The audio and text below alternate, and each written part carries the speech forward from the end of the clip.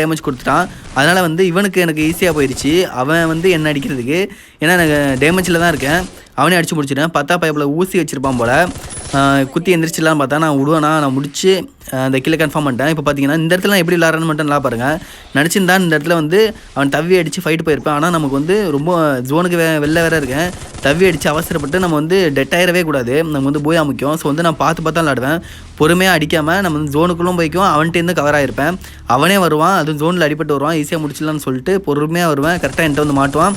அவனே கில் பண்ணி கில்லை கன்ஃபார்ம் பண்ணிட்டுருவான். இப்போ பார்த்தீங்கன்னா இந்த 3 பேர் இருக்காங்க, நம்மளோட சேர்த்து மொத்தம் 4 பேர். இனிமேலும் கொஞ்சம் பார்த்தே நம்ம வந்து போயா எடுக்கணும். இப்போ பாருங்கள் அதேமாதிரி ரவுண்ட் போட்டிருக்காங்க. நான் வந்து இந்த சருகளில் வந்து ரைட் சைடு இறங்கியிருக்கவே மாட்டேன். இப்போ பார்த்தீங்கன்னா எங்கிட்டு கம்மியாக இருக்கோ, சின்ன சைடாக இருக்கோ அந்த சைடு தான் நம்ம பொறுமையாக ஜோன் ஓட்டி போகணும். இந்த வீடியோ பார்க்குறவங்க மறக்காமல் இந்த வீடியோக்கு ஒரு லைக் போட்டிருங்க. மறக்காமல் நம்ம சேனலுக்கு சப்ஸ்கிரைப் பண்ணுங்க. ஏன்னா நம்மளோட அடுத்த வீடியோ வந்து கிராண்ட் மாஸ்டர் ரேங்க் புஷில் வந்து எப்படி